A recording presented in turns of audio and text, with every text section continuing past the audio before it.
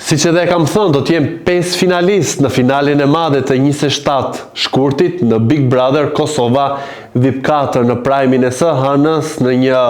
përballje me Londrimin. Eliona u shpa finalistja e dytë edhe pse në rrjetë, në emisione, tek figurat publike apo edhe tek opinionisti Valdrin ka një lloj edhe shikohet që ishim të gjithë duke pritur që të shpallet Londrimi për atë djalin që të mos bëhemi përsëritur, që e kam thënë gjithmonë që është një lloj fenomeni këtij edicioni që ka dhënë atë lezetin e tij me karizëm, me një lloj ciltërsie, me një lloj energjie, me një lloj artikulimi dhe me një lloj mendësie të shprehurit mendimit, kur pa fyer, kur pa nënvlerësuar, por t'i thënë gjëra troç, por shumë sinqerisht, me shumë dashamirësi, dhe ky është padyshim një pozicion apo një figurë e një të riu që është një shembull që duhet ndjekur dhe duhet shpërndar dhe duhet mbështetur, siç është ajo që ne të gjithë mund të bëjmë duke votuar për t'ia dhënë fitoren këtij edicioni Londrimi, që për mua duhet patjetër ai ta fitojë për gjithë këto cilësitë, por edhe për gjithë lojën e mirë që e ka bërë brenda shtëpisë, duke mos goditur në plag, duke mos njollosur dhe duke mos le të themi shkuar në limite që nuk janë të nevojshme, edhe pse un jam partizan që një banor duhet të çlirojë dhe të japi të gjitha dimensionet, por Londrimi ka dhënë duke përdorur anët më të mira dhe jo duke prekur në degradime dhe në banalitete që në fund të ditës edhe publiku vjen në një moment që nuk i do dhe nuk i pëlqen. Sa i takon zhvillimeve të fundit në shtëpinë e Big Brother, për dëgjoja orët e fundit Hygerta në një bashkëbisedim me Londrimin duke thënë që Dolçe për herë të parë i tha Klodit që nëse unë flas ti merr plaçkat dhe ik. Të njëjtën gjë ka thënë dhe Benita, unë që unë kam një bombë. Pra, po shikojmë për herë të parë Dolçen, e cila nuk është futur në lojë dhe nuk është bërë pjesë e debateve pothuajse fare, që vjen në këtë moment që thosë se nëse unë do të nxjerr atë që di për Klodin, ai do të marr valixhet dhe do dik nga shtëpia. A është ndoshta kjo një strategji për të treguar tek publiku dhe për të marrë një lloj mbështetje për të qenë finalist, pasi banorët nuk e dinë se kush do të shkojë në finale, ata e dinë që janë gjysma finalistë dhe të premten e prajmi do të zbulojë që do t'jenë edhe 3 të tjerë që do t'i bashkohen Ludolisë dhe Elionës për në finalin e madhe, dhe ndërkohë që në këtë garën për 3 vende në finale janë 6 banor, dhe sigurisht që të gjithë do të përpiqen me çdo me çdo anë dhe me çdo formë që të jenë pjesë e finales, ku Londrimi është i padiskutueshëm. Gara bëhet për 2 vendet e tjera. Shikoj një luftë që besoj do të jetë midis Klodit, Benitës dhe një pretendimi që ka Hygerta për të qenë pjesë e finales. Nëse do të mbeten te këto 3 personazhe, Klodi nuk është se e ka dhënë shumë veten e tij, por po se ka pasur këtë lojën me love story, pra nuk e kemi parë që të shfaqi veten apo që të përjetoj situata të forta, pra nuk e ka zhveshur atë petkun e tij, dhe për hir të vërtetës në këto situata as nuk ka ditur të mbajë qëndrim, se të kesh një lloj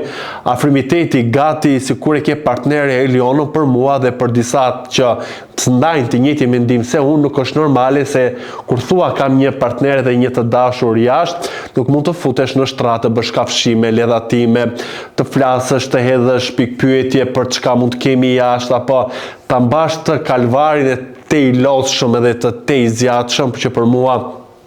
por se e ka lodhur audiencën, ndoshta fansat e tyre i duan bashkë, i pëlqejnë, por po shkojmë në finale dhe ende flasim pse duhet bënte këtë lojë, ka dikë jashtë, pra këtë lojën e flirtit që në çdo prime, pra nuk ka si diçka tjetër përpos e kësaj situate, dhe kemi parë të gjithë që në çdo prime 2 vajza të zi me njëra tjetrën, Benita dhe Eliona, dhe Klodi që ndron ashtu, ndërkohë që edhe po i kërkojnë mendimin e tij për këto situata, por që i thot në mënyrë të thorëzi dhe nuk është se i futet shumë thellit për të dhënë një shpjegim apo për të mbajtur një lloj përgjegjësie apo edhe një lloj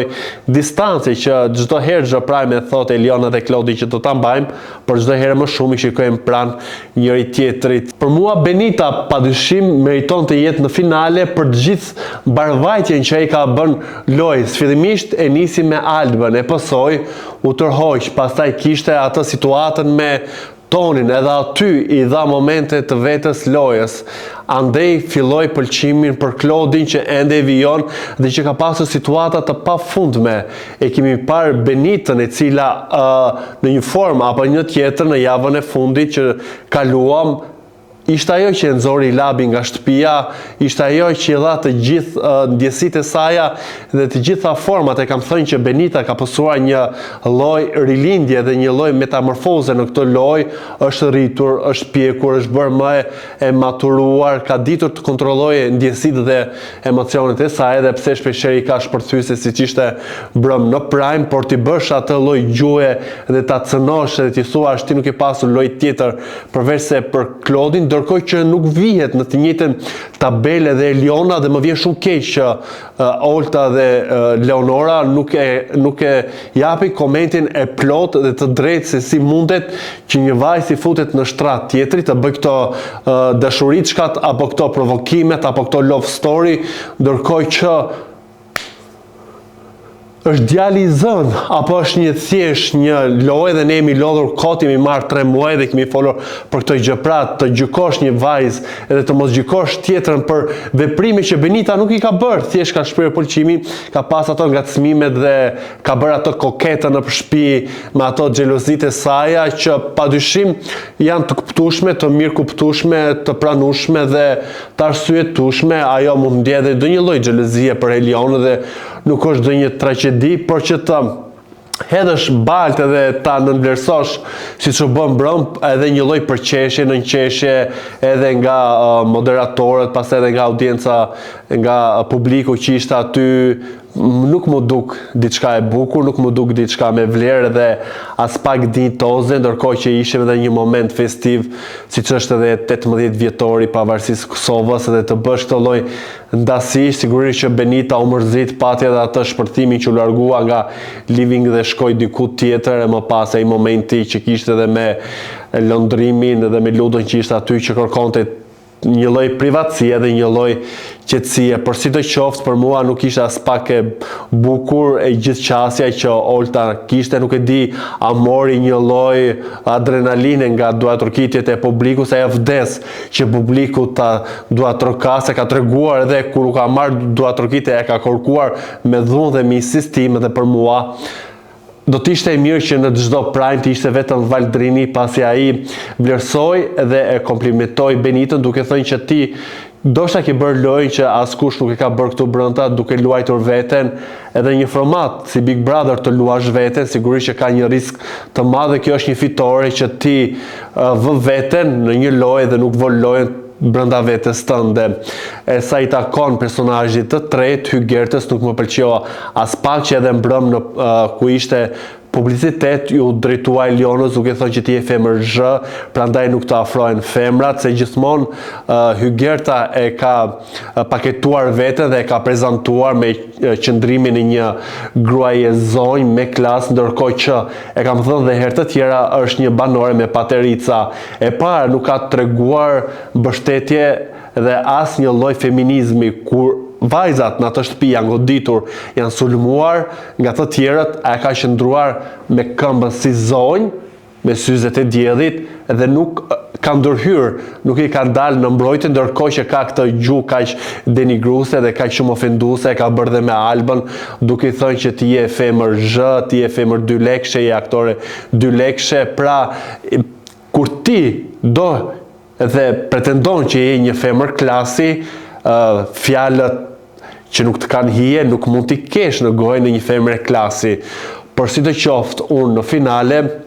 në këtë gjashje që po lufton, padyshim që shikoj lëndrimin dhe Benitën, e lufta për vendin e 5, ta bëj kush të doj, për mua pak rëndësi ka. Për mua e rëndësishme është që ky format të tregoj një herë tjetër që din të jetë i vërtet dhe duhet të jetë i vërtet për t'ia dhënë fitoren atij që meriton, se është një trampolinë e mirë dhe për vetë formatin e fitoi vjet Driloni. Ku është? As ndeshje nuk po bën. Pra ku mbeti figura apo fytyra e një fituesi? Mbetet për të parë se çfarë do të ndodhë në finalen e 27 shkurtin, ndërkohë këto ditë padyshim do të jenë dinamike me përplasje me të gjithë, nuk ka më qetësi, nuk ka më miqësi, nuk ka më le të themi krah të mbështetura, gjithsecili do të luftojë për një vend në finale. Dhe e mira kjo është për të parë ndoshta edhe në fund se kush do ta tregojë atë fytyrë dhe se sa armiq do të bëhen e sa do të luftojnë me njëri tjetrin. Do doja të dija dhe mendimet tuaja për gjitha këto situata që kanë ndodhur brenda shtëpisë, dhe më kryesorja mos harroni të bëni subscribe kanalit tonë ku ajo në YouTube.